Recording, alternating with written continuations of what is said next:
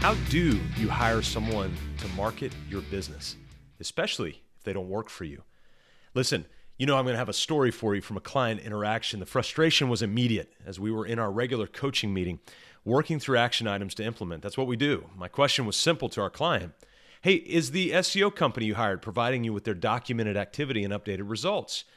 See, when our clients begin to work with other vendor partners, we actually incorporate that into our accountability and coaching time. His answer was really deflating. This established and progressive business owner shared with me immediately, not only do we not have reports and updates, but he's also degrading and makes us feel like idiots when we ask him questions. Well, I tried to lighten the mood by asking, so is that the magic touch to win the favor of clients? If so, I need to commit to be more of a jerk during our coaching time. Well, the laughter came and went, but the frustration lingered. And unfortunately, the common theme when talking to business owners about hiring a marketing agency is very simple. A lot of money and very few demonstrable results. It doesn't have to be that way, though. But we do have to ask the question, why? What's the similarity between a marketer, a business coach? Hey, I can self-deprecate a little bit, right? So what's the difference between a marketer, a business coach, and a palm reader? Well, for all three, the barrier to entry is on the ground. Anyone can hang a shingle and become one.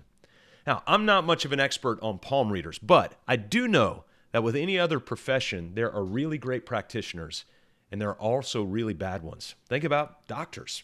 Think about lawyers. Think about financial advisors. Think about teachers. There's some really good ones, and there's some really, really not so good ones. So how do we find a great marketing agency to work with? Well, there are a few things to consider. So I'll give you 5. First, nobody will know your business or be as passionate about your business as you. You cannot delegate your passion. You can share it, but you can't delegate it.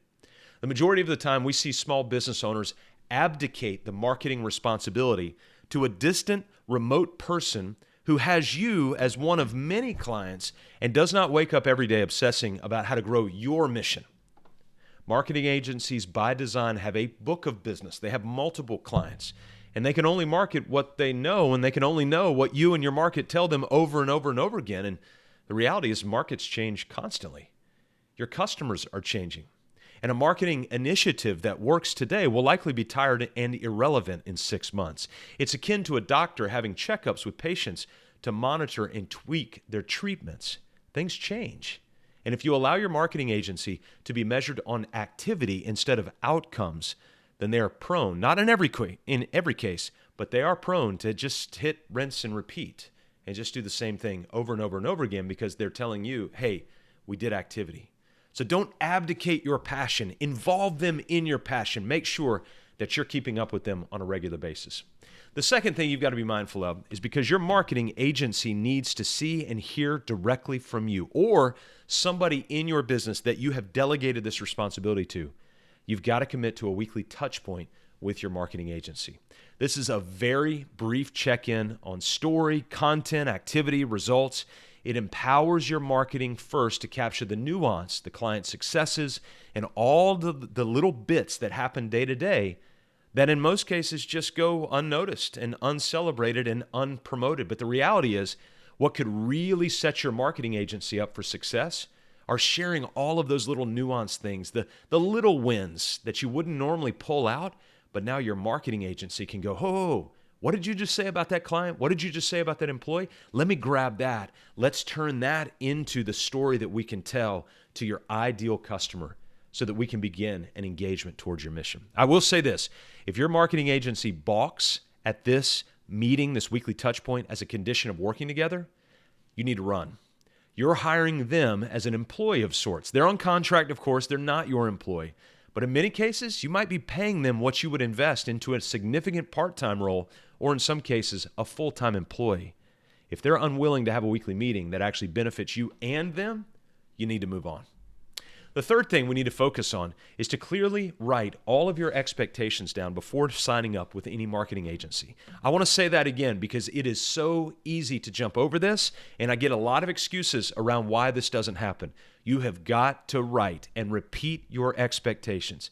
Please don't be offended, but most of the failure of marketing agencies is not the fault of the agency. It's the fault of us as business owners for not communicating clear expectations. So, think through, Write down and agree to outcomes first, and then anything else is second. Agree on the outcomes. The goal of a marketing agency is first and foremost to either grow your revenue and margin or grow your brand awareness, which ties directly back to the revenue and margin. Marketers may disagree and say that it's more complex than that. Scott, you don't understand the nuance. Well, for businesses above 50 employees, that may be so. But for businesses like yours, between 2 and 50 employees, marketing is almost exclusively tied to growing the revenue and margin of the business. So write down your expectations and don't be veiled. It will then be up to the marketing agency to decide if they can perform to the level of the expectation that you have set, but be clear about it. The fourth thing, don't get sucked into the number of hours or the number of posts per week or per month. Marketing is about outcomes, not about the quantity of any one of the technical strategies or activities that are being done.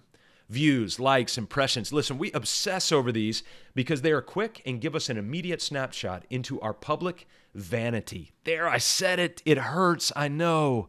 But the reality is sometimes we care more about our vanity metrics than we do about real outcomes that drive our mission.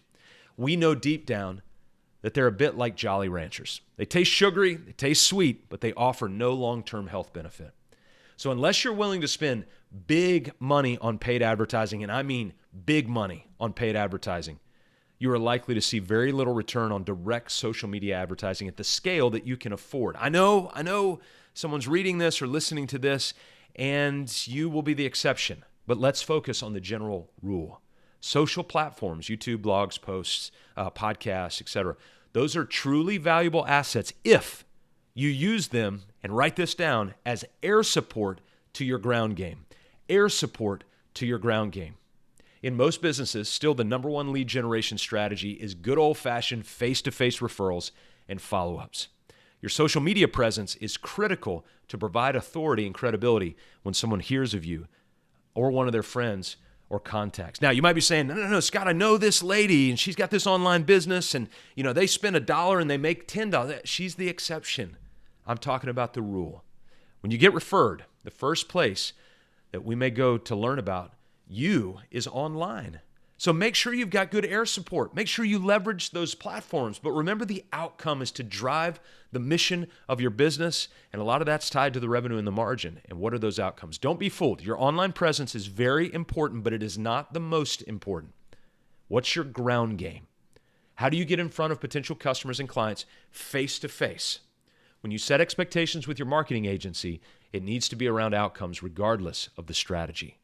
Outcomes regardless of the strategy. Most marketing agencies will try to sell you a marketing engagement that is X per month and includes this number of blogs, this number of social media posts, blah, blah, blah. Listen, we have over 500 episodes on our My Business on Purpose podcast, and we love providing that as a tool. But does it lead to us being able to liberate business owners from chaos? Well, it depends. It's air support to our ground game. What's the outcome, not the activity? Finally, know your numbers. Please know your numbers. Set a budget. I've heard it said before that a very conservative marketing spend for your business is around 3% in annual revenue, and an aggressive spend is up to 15%. Now, we're not financial advisors. You need to decide that for yourself in your own business. But do you know how much that would be if you said, hey, we're going to do a 5% spend, an 8% spend, a 2% spend, a 20% spend? And if you spent that on marketing, do you have any idea how much that would have to return in revenue in order for the marketing spend to be worth it? So if you spend $3,000 a month on hiring a marketing agency and then another $2,000 a month in paid advertising, that's $5,000 a month plus the time of connections, talking, resources, tools. So you're up to $5,000, $6,000, $7,000, $8,000 a month. Well, you multiply that out. Now we're talking up to $80,000 to $100,000 a year on that sort of spend. Are you generating 3 to 4 times that in direct response to the marketing that you're doing? A marketing agency should be able to tell you, if you spend X with us throughout the year, we will not be doing our job unless it generates Y in revenue. Outcomes, not activity.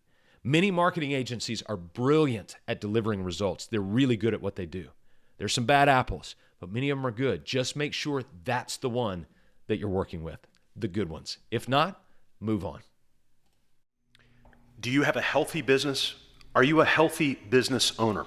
You can take the quiz right now. Just go to mybusinessonpurpose.com/healthy for the Healthy Owner Business Assessment. It's a beautifully designed assessment to walk you through different categories like vision, mission, values, clarity, and implementation. Also, the dynamics of your team, personality, and a variety of other general categories to help give you a score of the health of your business. Once complete, you'll have the range of your score along with an explanation video to help you understand some next steps into being liberated from the chaos of working on your business. So go to mybusinessonpurpose.com/healthy to take the assessment right now.